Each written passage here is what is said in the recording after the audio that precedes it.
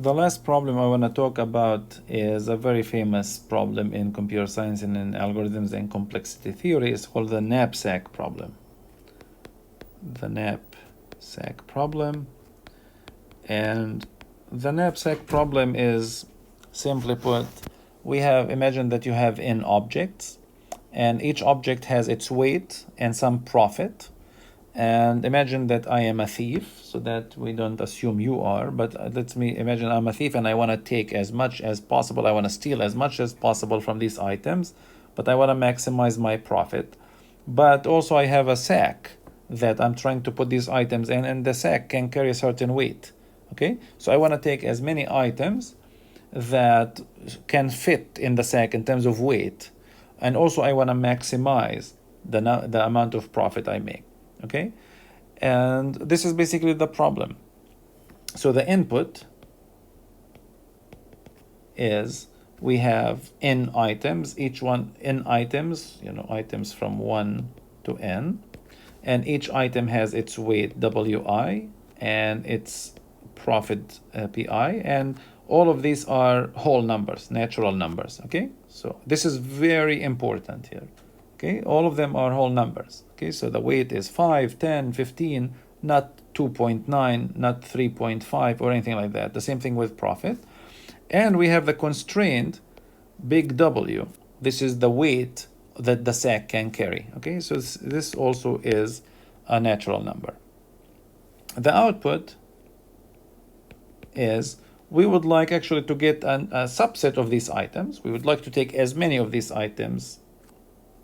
We take a subset of these items here, so a subset of the items from 1 to n, such that the sum of the weights, of I for every I in S, so every element in S that I take, the sum of this, all this sum has to be smaller than or equal to big W, right? I mean, they have to fit in the sack in terms of the weight restriction. Also, the sum of the profit for every I in S is maximized. Okay, so maximized over every possible set that satisfies constraint 1. I want you to give me the set where the sum of the profit is maximized. Okay, so we would like to solve this problem, and let me state up front, this problem is NP hard. Okay, this problem is NP hard, and later in this course you're gonna get to the formal definition of NP hard. But what this means, I cannot have an exact polynomial time solution to this problem. Okay, I cannot. It's not that I do not know of any. Okay, someone might find later, I don't know, but so far nobody has been able to find a polynomial time algorithm for this problem. So now, one way to think about this problem is greedy algorithm. So greedy algorithm, one way is that you can basically sort in decreasing order of profit. Sort in decreasing order of profit, right? So you can first look at the most profitable item, then the second most profitable item, and so on, and then start taking them one by one as long as the sum of the weights fit within W. This is one greedy algorithm for this problem. It's a polynomial time algorithm. It's n log n to sort, and then it's O of n to find the items that can fit within the within the limits of the sack. Another one is to sort in decreasing order of not profit but profit per weight, right? So P by Pi divided by Wi. This is also another polynomial time algorithm.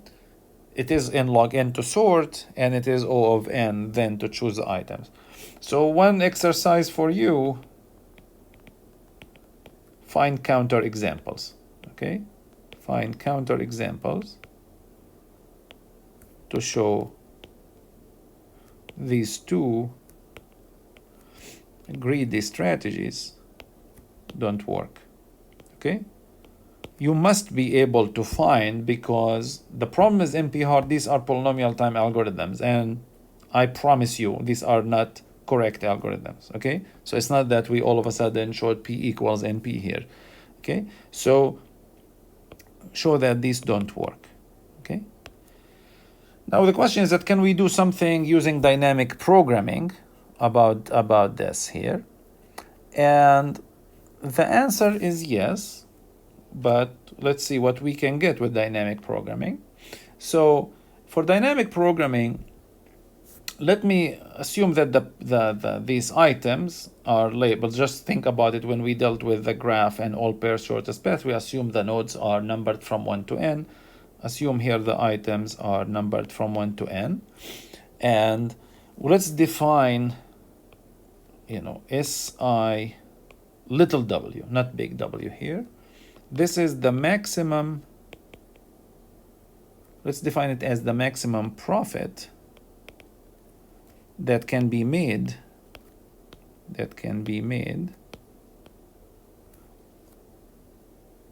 with weight constrained little w, while using only subsets of the items from 1 to I. Okay, so if this is how we define this matrix or this function, Si little w is what is the maximum profit you can make from the first I items if the constraint I give you is this little w. Okay, so if you can compute this for every I and for every w, then I know where my optimal solution, it will be in Sn big W. I can plug in big W and I can plug in little n. I will find these entries in the matrix. Now keep in mind that I made an assumption that the W are whole numbers and natural numbers. This is why I can index these matrices. Okay, if they were real numbers, I cannot do this. So now we can reason about this. Recursively. And let's look at item I. So we are looking at items from 1 to I, and I want to look at item I here.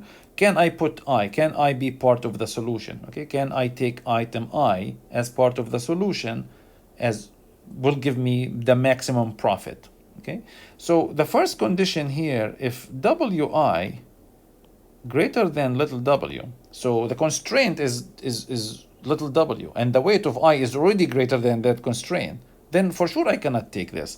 Then I cannot be part of the solution. It doesn't fit in the SAC, right? This is why in this case SIW is nothing but SI minus 1 W. Okay, in this case we completely ignore I. Now case 2, what if Wi is smaller than or equal to W? Okay, if it is smaller than or equal to W, now you have to think about the two cases. We can either include it or not include it, and we need to take the best of these two.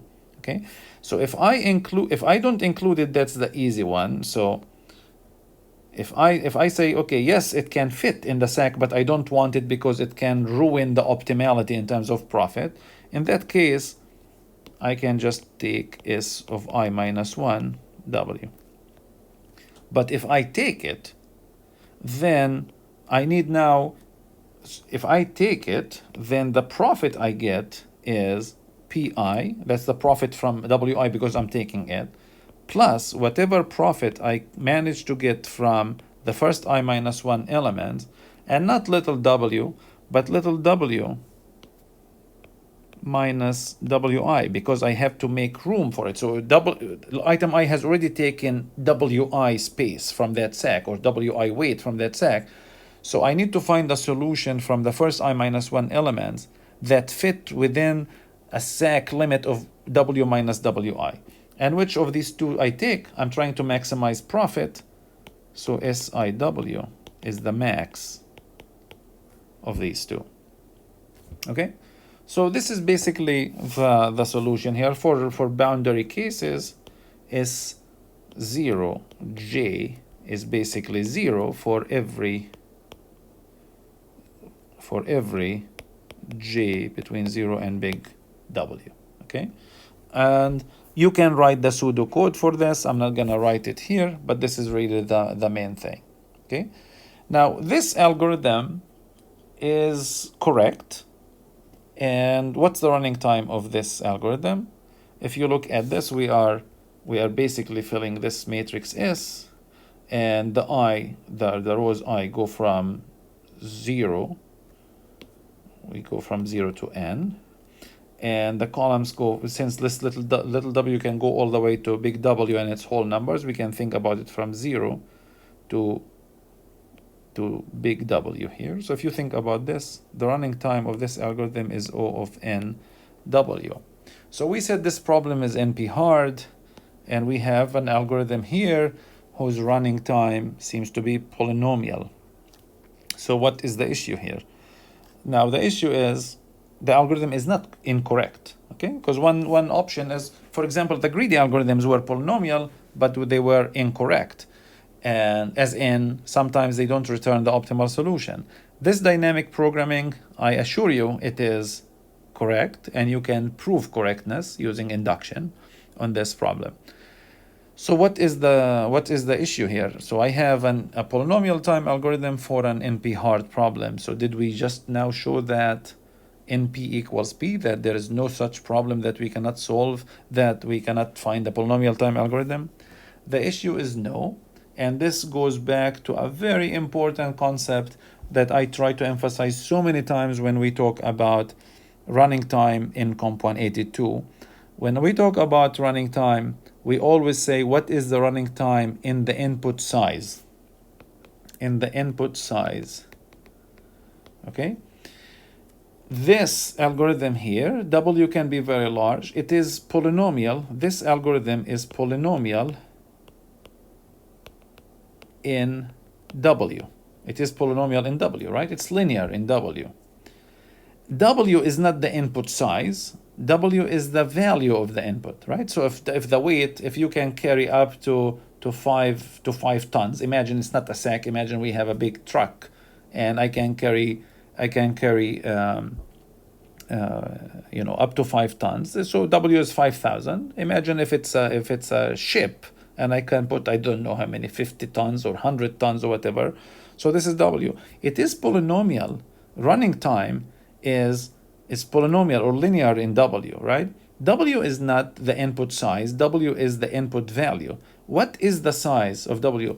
I don't know if you remember when we talked about running time in Comp 182, when we talk about the algorithm for checking if a number is prime, the running time of the algorithm to divide P by every number between 2 and P minus 1 is O of P. That algorithm is O of P. And we said this algorithm is not polynomial because the input size is log of P. It's the number of bits needed to represent P. P is 2 to the log of P. If this is the size, then the running time is 2 to the size. So it is exponential in the size. So this algorithm is polynomial in W. It is exponential in log of W, which is the size of this input, okay? So this is polynomial in the value. Yes, it is polynomial in N, that's fine, but it is polynomial in W. W is the value, and log of W is the size of this. So this type of algorithm that's polynomial in the value, exponential in the size, these are known as pseudo-polynomial algorithms, okay? So this algorithm is correct, solves an NP-hard problem. It is pseudo-polynomial. These algorithms are of interest because if the input value is not that large, then this turns into a very practical algorithm. This would, if W is 1,000, this algorithm would run actually very efficiently. If W is 100,000, this could run also very efficiently depending on N. But if W is very, very large, this becomes a problem because this is exponential in the input size, okay? So there is no contradiction here that we have this dynamic programming algorithm for an NP-hard problem. The algorithm is correct, but this is not, technically speaking, this is not a polynomial time algorithm. This is pseudo-polynomial time algorithm, okay? So this problem here, the knapsack problem as we defined it, where the weights and the profits are whole numbers. This is an NP-hard problem, and this problem can be solved. The greedy algorithms that we showed do not work. You can show counterexamples. Dynamic programming solves the problem in pseudo polynomial time. Okay, now if we make a slight change to this problem, and we say now that the input is we have this items, one, the input is items 1, 2, all the way to n, and each item has weight w, okay, weight I. This is the weight, and we have now for every item we have the value or the profit. Actually, let's keep it profit here. So we have the profit, but now it's not the profit as before, but here we have the pair weight unit profit, okay? Pair weight unit profit, and we still have big W. So it's the same problem as before, except for the profit. So here we have n items. Each one of them has weight W. Now W even doesn't have to be whole here. It doesn't have to be a natural number. And the profit now has, the profit we have is for every item we have, if it's 5 kilograms, for example, we have the profit per kilogram, okay? And what is the difference now is that you have the option of, you might have a very valuable item, but its weight doesn't allow you to fit it in the sack or in the truck. But you can take a portion of that item. So now the output is not the items themselves, but we want to take portions of each one of I. So of item I want to take portion yi. So, y1 could be 0.3. So I'm taking 30% of item 1. y2 could be 0.5. I'm taking half of item 2. y3 could be 2.9. I'm taking 90% of item 3, and so on. So now I can take fractions of items, so such that now we want the sum of the yi times the yi. We want the yi's now to be, if I define it like this, yi from 1 to n. So if I don't define them as the fractions from 1 to n, but I take a piece of the weight. So if the weight is 5, the y2 can be 4. I'm taking just 4 units of the 5 of element 2. So I want this sum here to be smaller than or equal to w. Okay, so I can take from each one enough units, but the sum of the units from all of them in terms of weight have to be smaller than w. So every yi here is smaller than wi. Okay, so it's between 0 and wi for each one of them. And of course we want the profit to be maximized, so we want to have whatever we take times the pi, because remember now pi is per weight unit. So if yi is the number of weight units we are taking from item I, yi times pi is the profit we are making by taking a fraction of item I. We want this to be maximized. Okay? So now this is known as the fractional knapsack problem. So now we can take a fraction of an item. You don't have to take, either you take the item or you don't take it. You can take fractions of it. So from the first one, again, imagine all of them are in kilograms. From the first one, you take 3 kilograms. From the second one, you take 2.7 kilograms. From the third one, you take 19 kilograms, and so on. Okay?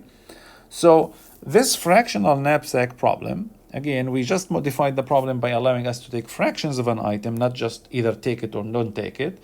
This problem now turned up, this definition, or this slight modification, turns the problem into a polynomial problem for which we can have a greedy algorithm. Okay, so now here, if we basically the algorithm, if we think about it like sort the items in non-decreasing order, non-increasing,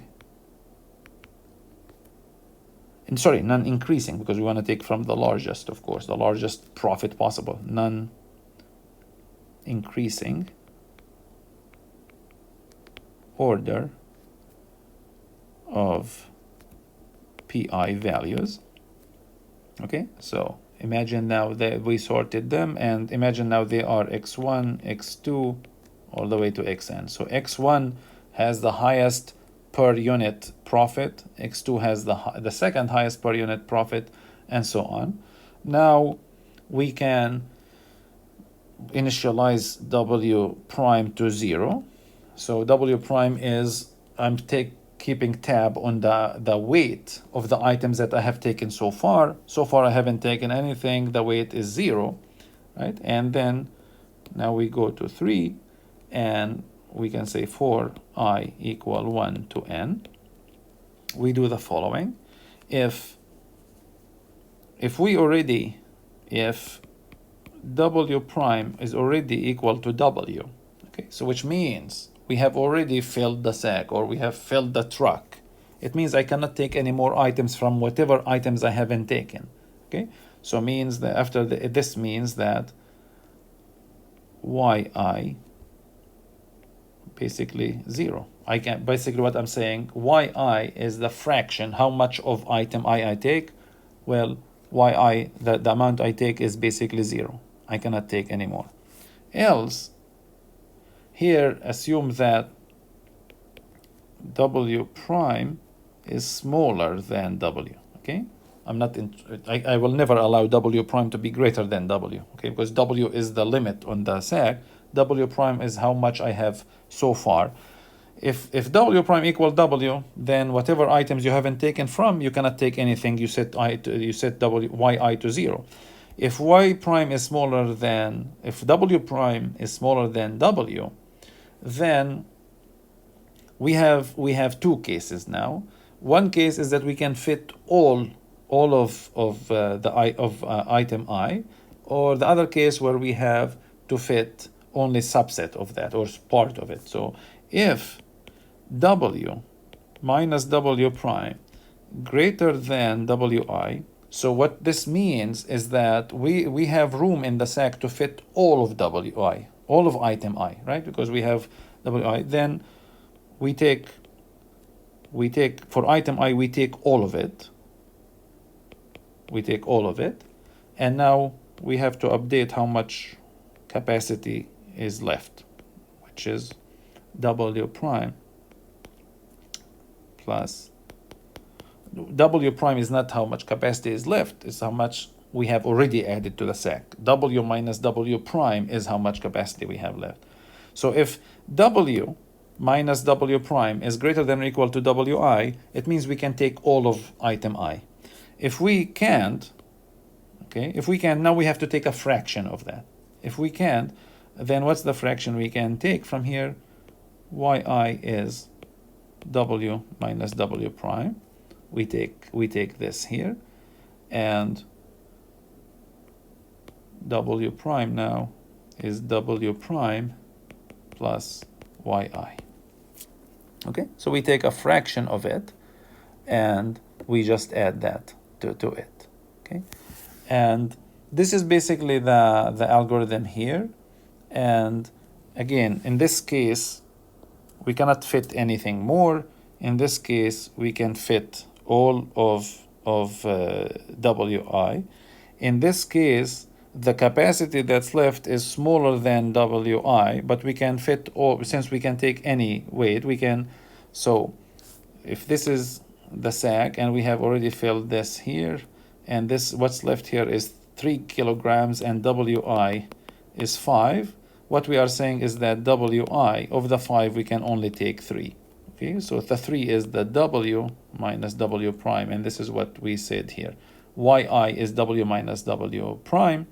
Now w prime takes w prime plus phi plus yi, and this becomes full. We cannot add anything more to it.